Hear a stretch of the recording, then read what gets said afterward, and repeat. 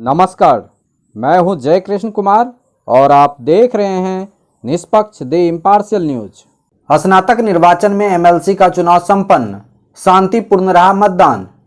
Corona काल में स्नातक निर्वाचन में एमएलसी के लिए मतदान संपन्न हुआ। बात अगर कोसी स्नातक निर्वाचन क्षेत्र की करें तो कुल 1,01,362 स्नातक वोटर हैं। मतदान में भागलपुर, पूर्णिया, कटिहार, अररिया, किशनगंज, सहरसा, सुपौल, मधेपुरा, बांका, मुंगेर, लखीसराय, शेखपुरा, जमुई और खगड़िया जिले के स्नातक शामिल हुए। वहीं लोगों की सुविधा के लिए कुल 188 मतदान केंद्र बनाए गए थे। लेकिन मौजूद सवाल यह है कि जिस गुणवत्तापूर्ण शिक्षा व्यवस्था के नाम पर वोटिंग हो रही है उसमें कितना बदलाव आया है। क्या कहते हैं वोटर, आइए सुनते हैं उनकी ही जुबानी। ये तो पूरी तरह ध्वस्त हो चुकी है। उसका रीज़न है हमारी जो प्रशासनिक व्यवस्था है और उनकी जो इच्छाएं हैं शिक्षा के विरुद्ध। आप यहाँ क्यों आए हैं? हम आए हैं कि ताकि अच्छे लोगों को का सिलेक्शन हो, बदलाव हो और इसका जो है हम लोग प्रभाव जमा सके। अभी तक आप क्या देख रहे हैं? आपके पैसे होते हैं, आपके बच्चे होते हैं, आप बाहर भेज देते हैं। देखिए, माइग्रेशन और इमिग्रेशन बहुत पुरानी व्यवस्था है। एक होता है नॉर्मल माइग्रेशन, हम उस पर नहीं जा रहे हैं, हम बच्चे के एजुकेशन पे माइग्रेशन की बात कर रहे हैं। हाँ, बच्चों के माइग्रेशन पर ही है। एक होता है फोर्स माइग्रेशन, तो बच्चों का माइग्रेशन अब फोर्स माइग्रेशन में तब्दील हो चुका है। क्यों आपने किया? हमारी मजबूरी है क्योंकि सिस्टम बैठ चुकी है। हम अब बच्चों को अपना अनपढ़ सिर्फ एक सर्टिफिकेट होल्ड करके डोर टू डोर मूव करे पूरे भारत में, ये हम नहीं चाहते। एक बिहारी बिहार के बारे में ऐसा क्यों बोलेगा? यहाँ के लोगों का सबसे बड़ी भूल है कि हम अपने स्वास्थ्य, हम अपने शिक्षा पर ध्यान ही नहीं देते हैं। अपनों से प्रेम मोहब्बत है ही नहीं, जिसके चलते हम अपने आप को प्यार कर सकें और सारा समय हम यहाँ के डेवलपमेंट में दे सकें। ये हमारे जो पूर्व नेता रहे हैं उनकी कहीं ना कहीं कमजोरी रही है, जिसके चलते एजुकेशन का खस्ता हाल है। एक आपको तो पता ही है कि जो कोसी स्नातक क्षेत्र के नाम से ये जाना जाता था, इससे पहले ये छोटा नागपुर सह भागलपुर के नाम से जाना जाता था। शिक्षा का स्तर आप देख रहे हैं कि कॉलेज में विद्यार्थी नहीं आते हैं, चाहे वह कंस्टिट्यूएंट यूनिट हो या एफिलिएटेड यूनिट हो। उसके लिए ना तो सरकार के स्तर से कोई कार्य किया जाता है, न राजभवन के द्वारा कोई कार्य किया जाता है। जब बच्चे कॉलेज में नहीं आएंगे, शिक्षक नहीं पढ़ाएंगे तो स्तर तो स्पष्ट है। सिर्फ परीक्षाएं ली जाती है, बच्चे पास करते हैं, तो ये तो उद्योग खुल गया है। माफियाओं का राज है शिक्षा में। जब तक इसको समाप्त नहीं किया, मैं तो आदरणीय लाट साहब से यह अनुरोध करूंगा कि शिक्षा से कम ये सारी जो बाधाएं हैं उनको दूर की जाए और बड़े आसानी से दूर हो सकते हैं। परीक्षा नियमित कर देने से बच्चों का स्तर नहीं बढ़ सकता है। तो क्या कोरोना के चलते चुनाव में क्या देखने के लिए? आप तो देख रहे हैं लंबी लंबी लाइनें लगी हुई हैं और मुझको तो लगता है कि प्रतिशत कम नहीं होगा, क्योंकि उम्मीदवारों ने बड़ी मेहनत करी है। क्या बदलाव भी होगी इस बार?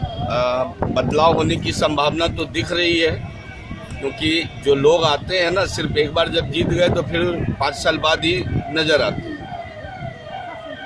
शिक्षक समुदाय से जो लोग आएंगे यहाँ पर चुन करके, उनके लिए अवेलेबल रहेगा शिक्षक। अभी जैसे हम लोग के सामने बहुत सारे कैंडिडेट्स में से है, उसमें से कुछ कैंडिडेट्स हैं जो दिख रहा है हमें, वो उसमें से जो हम चुनाव प्रचार को देख पा रहे थे या समझ पा रहे थे, वो हमें दिखा एक राणा कुमार झा नाम के कैंडिडेट हैं।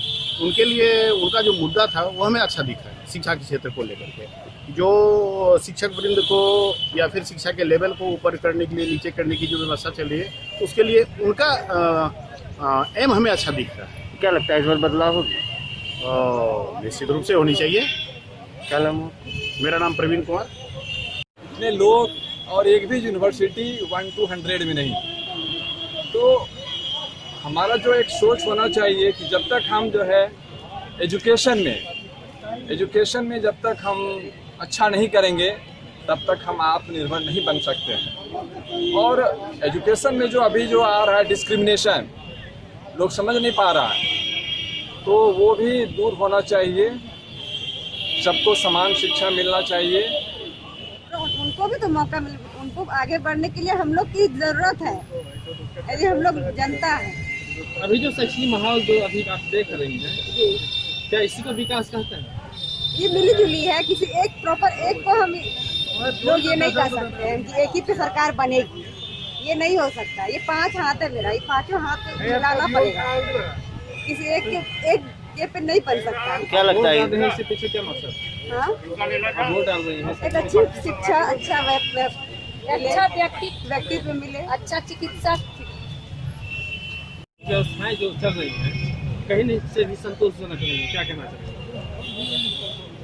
वो तो हम लोगों पे डिपेंड करता है, क्योंकि पेरेंट्स चाहते हैं कि प्राइवेट में पढ़ाए, सरकारी में ना पढ़ाए। तो उसके लिए तो पहले पेरेंट्स को जागरूक होना पड़ेगा कि वो सरकारी में भेजे। बच्चे जाएंगे तभी तो आगे कुछ सोचा जाएगा। क्या नाम हुआ आपका? नेहा कुमारी।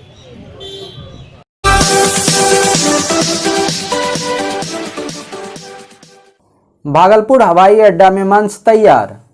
प्रधानमंत्री शुक्रवार को करेंगे शहरवासियों को संबोधित। प्रधानमंत्री नरेंद्र मोदी जी की सभा 23 अक्टूबर को भागलपुर में होनी है। इस बाबत सुरक्षा की सारी व्यवस्था दुरुस्त कर ली गई है। 3 लेयर सुरक्षा व्यवस्था से घिरा रहेगा सभा स्थल। कोरोना की वजह से मात्र 25,000 लोगों के बैठने की जगह तय की गई है। शुक्रवार दोपहर 2 बजे पीएम के संबोधन का समय निर्धारित है, जिसके मद्देनजर भागलपुर प्रशासन पूरी तरह से मुस्तैद है। सुरक्षा को लेकर जो भी मानक तय हैं, माननीय प्रधानमंत्री के विजिट को लेकर एक स्पष्ट मानक तय है। सुरक्षा के जो भी इंतजामात किए जाते हैं वो बिल्कुल निर्धारित हैं पूर्व से। उसका ही हम लोग अभी यहाँ पर आकलन कर रहे हैं और जायज़ा ले रहे हैं। जो तैयारियाँ की जा रही हैं ऑर्गेनाइजर्स के द्वारा, उस पर सुरक्षा संबंधी जो भी कहीं पे कुछ निर्देश देना हो रहा है उसको देने और देखने का काम हम लोग कर रहे हैं। सभा में आने वाले लोगों की जांच की जाएगी, किस तरह की जांच होगी, क्या होगी? सभी लोगों की जांच की जाएगी। बिल्कुल मेटल डिटेक्टर से होकर गुजरना होगा। एक निर्धारित प्रोटोकॉल, जैसा मैंने बताया, पहले से है सुरक्षा को लेकर, तो उन चीज़ों का बिल्कुल अनुपालन किया जाएगा। इस संबंध में जो ऑर्गेनाइजर्स हैं उन्हें भी बता दिया गया। उनके साथ जिला जो पुलिस और प्रशासन की टीम है उनकी बैठकें हुई हैं और फुल प्रूफ सिक्योरिटी दिया जा रहा है।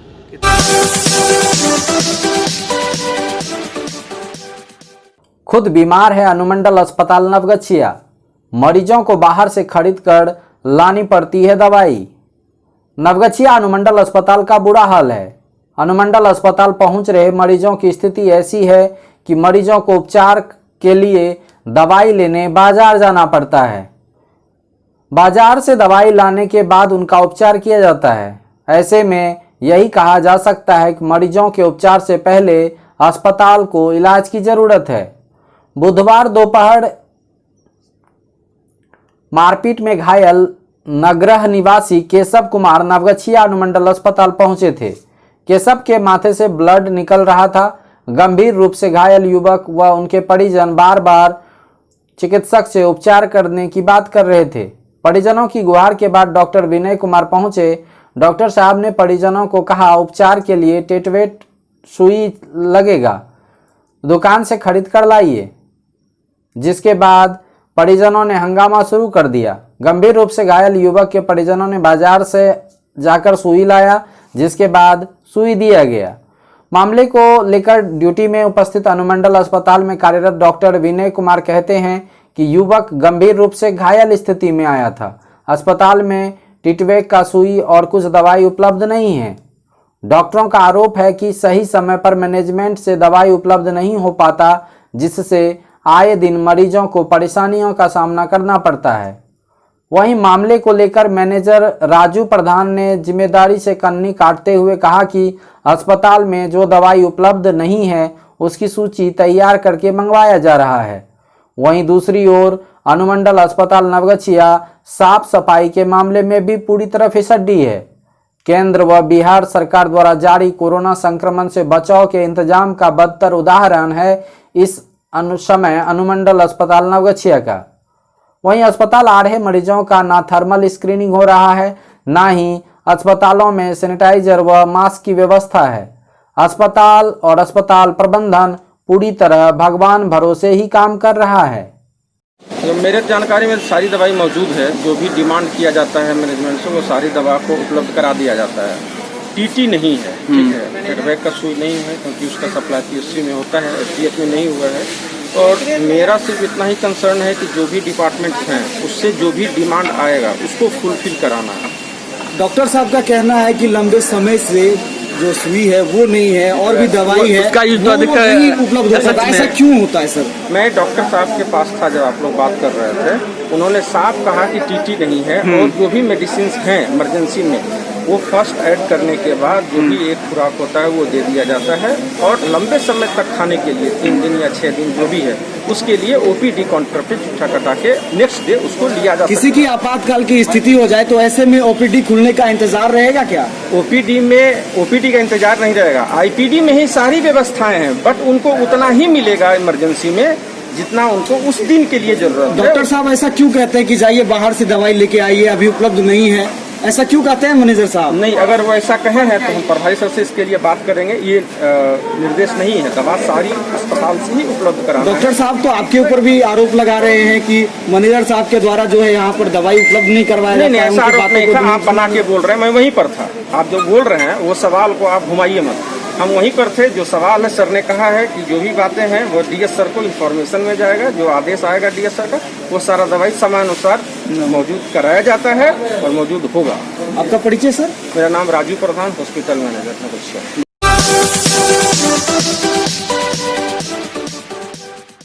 भागलपुर के सुल्तानगंज घोड़घट ओवरब्रिज क्रैक होने से जिला प्रशासन ने रास्ते को किया सील, लोगों को हो रही है असुविधा। भागलपुर सुल्तानगंज मुंगेर मार्ग के घोड़घट ओवरब्रिज के देर रात पाया धंसने से पुल क्रैक हो गया। इसकी सूचना स्थानीय ग्रामीणों के द्वारा जिला कार्यालयों को देने पर जिला प्रशासन ने बैरिकेडिंग लगाकर रास्ते को बंद कर दिया है ताकि किसी प्रकार की संभावित दुर्घटना से बचा जा सके। वहीं ओवरब्रिज बंद होने से राहगीरों को बड़ियारपुर से खड़गपुर भाया तारापुर होते हुए सुल्तानगंज जाना पड़ रहा है, जिससे राहगीरों को 40 से 50 किलोमीटर की अतिरिक्त दूरी तय करनी पड़ रही है। फलतः लोगों को ज़्यादा समय लगने के साथ ही अन्य कई मुश्किलों का सामना करना पड़ रहा है।